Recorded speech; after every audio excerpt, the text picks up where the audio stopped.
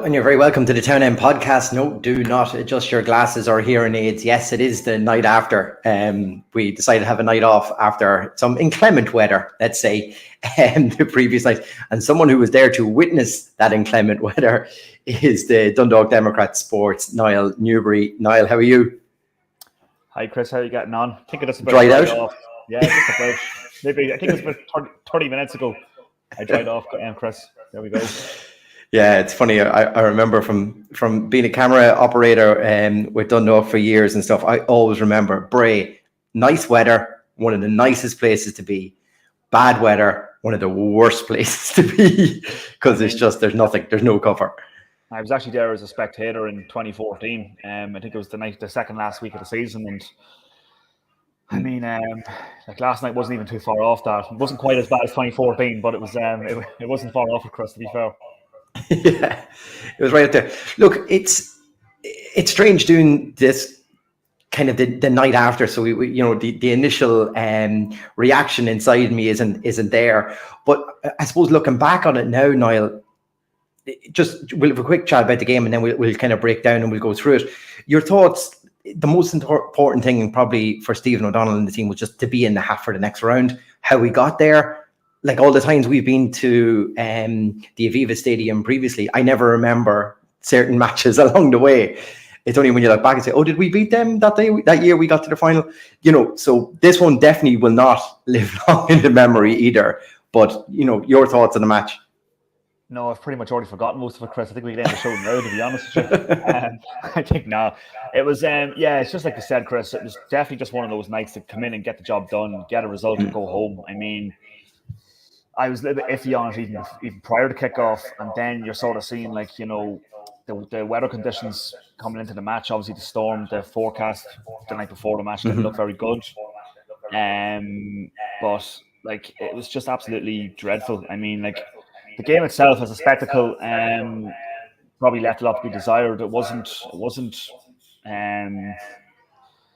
a good watch. Won't live long in memory, as you say. But as you said, also, it's about getting to the quarterfinals, and that's what the Dundalk have done. And I mean, that was the objective coming into the Carlisle Grounds yesterday. And to be honest, I was just delighted, Chris, that I didn't go to extra time and was out of there. Because with 4 minutes to go, you nearly. I wouldn't go as far as saying I want to Bray to score, but you just want to go with some description just to get yourself out of there, because it was horrendous conditions. And all I can say really is fair play to the Dundalk support who actually travelled. It really is something effort, because that wasn't for the faint-hearted last night, on or off the pitch. Yeah, I was thinking, for the likes of Brownlee, that hasn't been in the league that long, he was probably looking at one, the weather, and then two, the facilities, gone, what the heck's going on in this league? Sometimes I moved over here for some nice summer football, thinking it'd be handy enough for him, but that was a real test last night. Yeah, you could see it underfoot for him once or twice too. Yeah, it was probably aching to a winter's match at Partick Thistle, I'd say, last night, in fairness. That's true. Look, you gotta love summer football, Chris, as you say. You gotta love it. Yeah. So we'll go right back to the very start then, very quickly. As I say, I don't think there's that need to do much of a deep dive on this game. Starting lineup substitutes, we expecting to see Hoopin on the bench, Sloggett, Elliott. We think he might have gave one of those lads a chance maybe tonight, or we expecting them on the bench? You're always expecting a bit of rotation in a cup match. I mean, but at the same time, I didn't expect maybe too much drastic changes in the starting 11. I mean, we're out of Europe now. Obviously, there's only 9 games left in the league in the league table. The cups are massive, but Shamrock Rovers obviously dumped out by ourselves in round 1, and one of Jerry or Pat's going out tomorrow. The cup really is a massive thing for Dundalk this season, and it's a massive opportunity for some silverware and a route back into Europe next season as well, if the league doesn't work out for us. So, I mean, I wasn't overly surprised by the starting 11. I mean, John Martin up top. I mean, he's been one of our form players, I suppose. Yeah. He looked dangerous in the first half. He hit the crossbar, a couple of chances. We played well. Pat Hoopin came on and obviously had an impact, as we talked about, I'm sure, towards the end. Thought Ryan O'Kane played very well in the first half. Obviously went off with a shin injury, according to Stephen O'Donnell. hopefully that's not too serious, because I thought he looked lively before he went off. Brownlee, good. The defence, Ansley, Brownlee, you're sort of a bit worried with this game, because last season, obviously, Ian Ryan is the Bray Wanderers manager, and I'm sure we all remember that he was the Wexford manager last season at Ferry Carrick Park, and I was at that game, and that was almost a disaster for the Dundalk that night. And the amount of times we were caught with the high ball on the high line in that game was absolutely unbelievable. And luckily that wasn't the case last night in Bray. So I'm not sure if Bray or Ian Ryan was going for the same game plan, but I thought the Ducks' game management was good last night, and they just got over the line. Scrappy 1-0 win. Happy days. That's true. Look, it's very hard, for anyone that hasn't seen or been aware of any of the conditions last night. It was, Storm Betty had hit the country. We had the game off in UCD. With Galway and UCD there, so you're kind of looking around going, you don't want a replay here, and like I say, you don't want extra time. You want this wrapped up in the 90 minutes. For the majority of the play in the first half, we'll come to the penalty in a second. Like we're mostly dictating the play, I felt, with Darrell Horgan probably at the crux of most of our best play on the night. It wasn't one that you could say it was a game where you could just get the ball down and play. The longer the game went on, you could see the ball starting to stick. There was visible surface water appearing as long as the game went on too.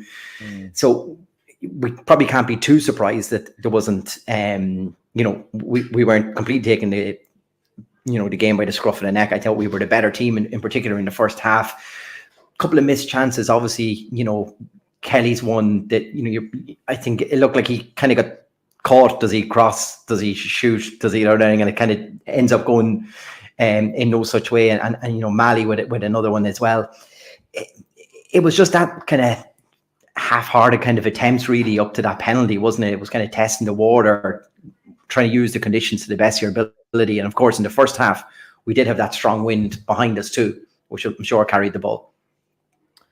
Yeah, absolutely. And I mean, we had a couple of chances early on. The Dundalk were the dominant side yesterday. There's no, it wasn't a vintage Dundalk performance for obvious reasons, with the conditions and the elements and all that type of thing. But I mean, I think Bray might have had 2 decent chances in the second half. I can't really recall anything else from their end apart from that. The Dundalk were the dominant force, as you'd expect from the Premier Division side in a game like that. But it's a cup tie after all, and anything's possible. And the elements, the weather was obviously a major concern for us. But I mean, I thought we managed it well. That's what I'm saying. I think we put our stamp on it. It was very hard to play any kind of football or get any kind of flow or cohesiveness to your play. I mean, the Dundalk did have to go a bit more direct last night, and I mean, O'Donnell mentioned that as well. I mean, that there had to be a bit more of directness, because you can't really try. You can't even try and play football. You can see, I'm sure you could see it even on the TV. The ball's sticking.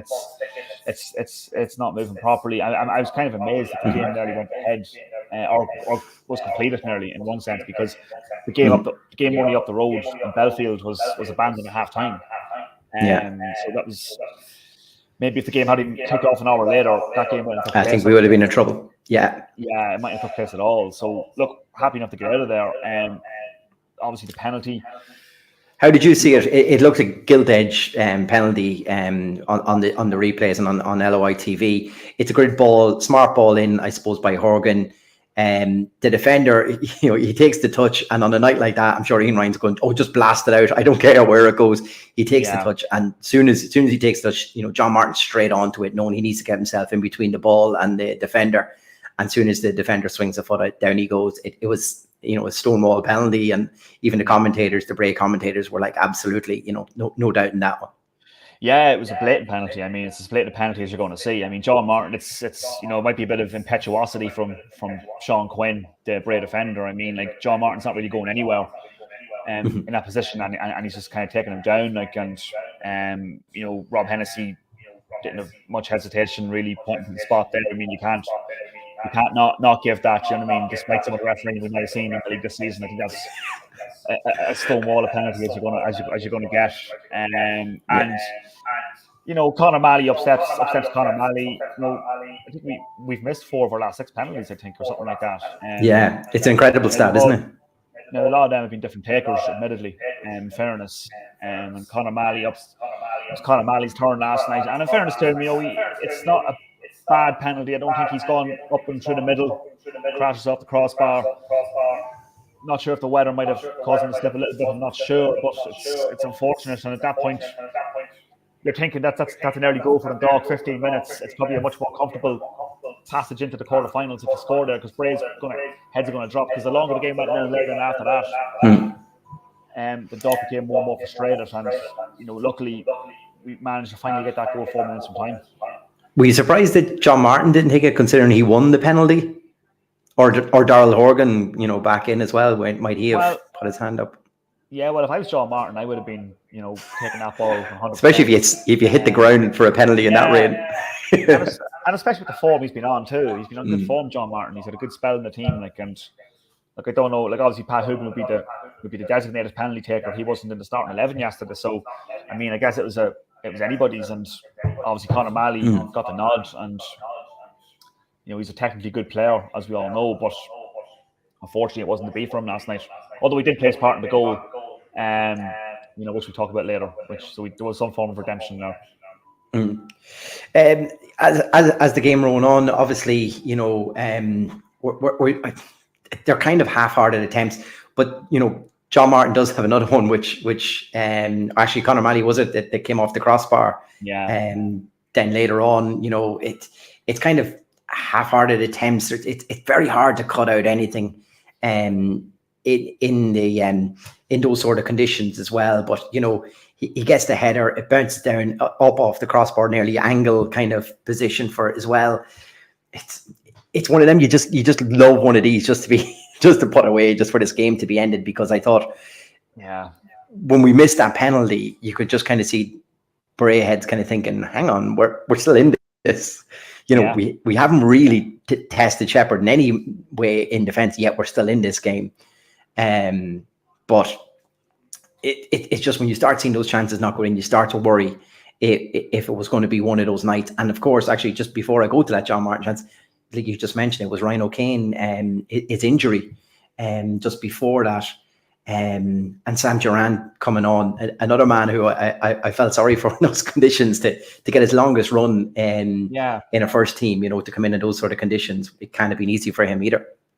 Yeah, but in fairness to Sam Durant, I think, he was brilliant when he came on, and it was a very tough game to sort of come into for him. He hasn't played a lot of football. I think he's only got one game for Sheffield Wednesday on a CV, and it's kind of hard to really gauge what kind of a player he is at the moment. But I thought, in fairness, when he came on yesterday, I thought he done quite well, given the circumstances, given the conditions.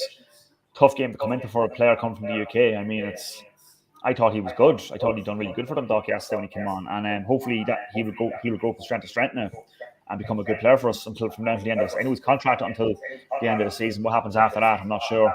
But he done himself no harm last night, I didn't think. But the chances, I mean, obviously the John Martin one, as you just alluded to there, kind of bounces off the turf and onto the crossbar. It's a good diving header across. One in the second half as well. I think it was Kelly. I think Matt Connor, the Bray goalie, kind of advances, and Kelly kind of slots it underneath him. And Sean Quinn, talk about redemption, was absolutely brilliantly to get back and track back and clear it off the line. And that was around 15 minutes to play, I think, or something. And you're thinking then, I was sitting in the press box, and I was just thinking, I just want this game to end. And when that was cleared off the line, I nearly fired my laptop onto the ground, Chris. I was like, we're going to be here all night. We're going to be here all night. And luckily, 10 minutes later, we finally got the breakthrough. I suppose just before the big breakthrough, something that Skip's done all the time is he's made these substitutions, and they've had an immediate impact on the outcome of the game. And one of them, when I'm sitting at home watching it in particular, and I don't always get to do it, so I just enjoyed a rare night off. And when I saw the weather, I couldn't have picked a better night to take off. But I just thought the game was calling out for someone like a Pat Hoban, who just a little bit more wily, more knowledgeable of how to play this, because you could see naivety at times in the Bray play, but we just had this urgency and a little bit of panic sometimes that, you just needed a cool head from Pat Hoban, and you nearly immediately got it as soon as he came on. Suddenly he knew when to go into tackles, when not, when to pull back. He's pulling, he was dictating play a lot more as soon as he came on. And, surprise that he's involved in the goal. Yeah. Pat Hoban's a cup footballer. That's what he is. Absolutely. I mean, I'm not sure. He might be not fully fit coming into the game, but I mean, what a player to bring on. And I mean, those conditions, that setting, Pat Hoban revels in that kind of stuff. Pat Hoban's an old-fashioned, old-school Steve Bull type centre forward. That's water off a duck's back for Pat Hoban, I think, and quite literally. And I think he was brilliant. It was great, direct. The duck had to be direct there. It was a great punt up the pitch by Conor Malley. Yeah. But the knockdown from Hoban is textbook. And then what a cracking first time volley from our new hero, but our reinstated hero. A reinstated hero. Thanks, Chris. Darrell Horgan. Takes a bit of a deflection off the Bray defender, but that's Darrell Horgan's goal. There's no way he's not claiming that. It's a cracking finish, first time volley, cracker, and it was one of the best goals for me I've seen all season because it got me out of Bray at a reasonable time. So it was beautiful, absolutely beautiful, the most beautiful goal I've seen all season, Chris. But you needed, but if the game was going to be decided now, it was probably going to be a little bit of quality like that. Yeah, and it's like rolling back the years that surprise, that Hoban and Horgan are involved in it the day on a night of nearly not. We're not saying that there wasn't a bit of class around, but the conditions wouldn't dictate that you could really play of any class. But when there was a small glimmer of it, and this is the difference, and this is what we talk about all the time. It's important having players like Pat Hoban in your squad. Is instead of trying to get a flick on and test the keeper, he's more wiser that if I knock this back, another player is going to have a better opportunity than me. And that's exactly what happens. And when it falls to Darrell Horgan, as soon as it fell to him, I said, oh, hang on a second, because the keeper takes a step out when the long ball comes in from Pat Hoban. And I went, he's come too far here. And Wiley Horgan, Darrell noticed it straight away and a little chip back in as a small deflection off it as well. But it's an absolute beauty. Oh, it's a cracker. It's a great goal. I mean, it's a really good finish, and it's his first goal since coming back to the club. I mean, Bray would feel very hard done by in one sense. I mean, they didn't create too much, but they definitely had one opportunity though in the second half there that just flashed over the angle, and that could have gone anywhere. Thompson, I think it was. Yeah, it was. They had chances. Like they had a couple of chances in the second half. They could have, we could have been having a very different chat here had one of them gone in. But I mean, so Bray would feel hard done by. I think Bray need to take a lot of credit as well. A team in the bottom half in the first division certainly give it a right goal, and made life difficult for Dundalk. But I'm saying that without trying to sound condescending or, you know what I mean. I mean, I genuinely mean that. But for Darrell Horgan, I mean, it's funny because I was speaking to Andrew. You know what I mean? I was speaking to Andrew Ryan, from the Irish Sun, who was sitting beside me in the press box yesterday, and we were both kind of making the point that Darrell had been very, very quiet throughout the 90 minutes. You know what I mean? It was hardly a vintage Darrell Horgan performance, of old. But as you say, that's just the quality he has and he possesses, and it's a cracking finish, and it's one of those rare occasions where I jumped up this season for a goal. But it was for a whole different reason, Chris. Yeah, exactly. Post-match, obviously, I suppose you've got your duties to talk with Stephen O'Donnell and that. I'm not allowed to call him Skip anymore, apparently. But what did Stephen O'Donnell say? What was his? Was he just delighted just to be through to the next round, or was there anything else he could really take from that? Look, for myself, like I say, and you mentioned Sam Durant. I thought he played really, really well. Probably just not on the same wavelength as some of our players at times. We had that quick free kick and he decided to go and start checking his laces at the wrong time.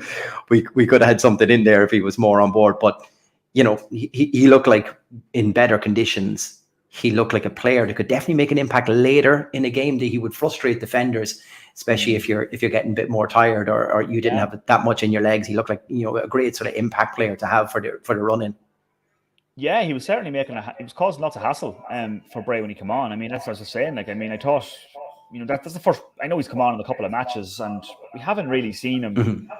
It's been cameos really we've seen him in. We haven't really not enough time to make a judgment on his abilities. And yesterday was probably the first time we got a proper glimpse of Sam Durrant, and I thought like he was running at players. He was getting in positions. He was making life very difficult for the Bray fullbacks and defense in general. Getting in between spaces and stuff like that. So look, I don't know if he's a player who's going to start, or as you say, is going to be an impact player. But what I do know is, with the risk of repeating myself, he certainly put himself in Stephen O'Donnell's thoughts, for sure. Especially given his contract's running out, at the end of the campaign, and he's on a short-term contract, having signed from Sheffield Wednesday. So he looks a player. He looks a decent player. Now I know Bray wouldn't be the highest quality opposition. It's not the litmus test, possibly. Yeah. So there wouldn't be the biggest test you're going to have. Would he do it against Shamrock Rovers and Tala next week? Might be a different story. I suppose we might find out, because that's going to be, the games are coming thick and fast now, and that's going to be another massive one for Dundalk next week in front of the big cameras in Tala. I suppose we probably have no update, but you did mention there Ryan O'Kane off with a shin injury, and there was probably no update from Skim. I'm not nearly said it. Jerry Malone will be killing me for that one. Stephen Lord probably gave no update on that at the end, did he? He just kind of, he mentioned that, he's mentioned since that, he's had a bit of pressure going down on his shin. It didn't seem to be they are assessing it. But O'Donnell did make the point that, it doesn't appear to be anything too serious, and it might be just precautionary, just taking him off, yesterday, and given the conditions as well, I'm sure. Yeah, of course. That would have been part of the thoughts as well. So it doesn't appear to be anything too serious, from what Stephen has said since. You'd probably expect him to be back in the matchday squad at least, if not against, probably against Shamrock Rovers on Sunday or on Friday, I should say. Like I say, the most important thing is to get in ahead. From looking back on the league perspective now, it's good for Darrell just to get off the mark, get a goal, and have that important moment back in this Dundalk team again. How do you think that sets us up then for the Shamrock Rovers match? Obviously, we're now thinking about on the left-hand side, could Ryan O'Kane be a possible doubt here? Do we move Darrell back out into his old natural position out left? Could Sam Durrant now possibly come in and fill that role for us as well? We did see the last time we played Shamrock Rovers, we played a back three or back five out of when we're not in possession. We've seen that work really well twice. Against Shamrock Rovers, would you suspect there might be something along those lines again? It's hard to say. We've done quite well against Shamrock Rovers in the home matches that we played against them, but it seems in Tala, which historically would have been a happy hunting ground for Dundalk, hasn't been in recent seasons. You know what I mean? And particularly for Stephen O'Donnell, I don't think Stephen O'Donnell, as Pat's manager or the Dundalk manager, has actually won a game in Tala as a head coach yet. So I think that's 7 or 8 matches. There'll be no better time to sort of break that hoodoo on Friday. Now, the games in Tala I've been at to watch Dundalk, and under O'Donnell, the formations have been lineups have been very unpredictable. He sort of changed it, completely. You know what I mean? And we've got beaten badly in Tala for the most part. In the games I've been at in the last couple of seasons at least. So Shamrock Rovers are a wounded animal though. They've only won 1 of the last 9 in competitive matches. They're not a team that's looking as fearsome as they once were. And again, looking at the table, you beat Shamrock Rovers on Friday. Yeah. Where does that leave you? It's with 9 games to play, it's still so congested. There's 4, 5, 6 teams, possibly even, who'd be saying we've maybe half a chance here of doing something in the league with 9 games to go. And now when you think we've got another round of games to go, so everyone has to play each other again too. Yeah.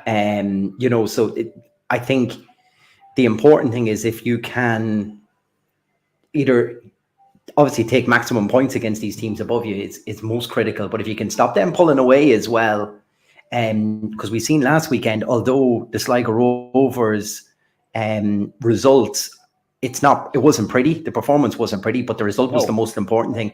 And on a night where nobody else picked up maximum points, like they're the little things, and that's where that's going to be so key in these next 9 games, isn't it? That's what you got to do. Yeah. Those are the different, because someone's going to slip up at some stage here, and you just got to be your name in the hat, haven't you?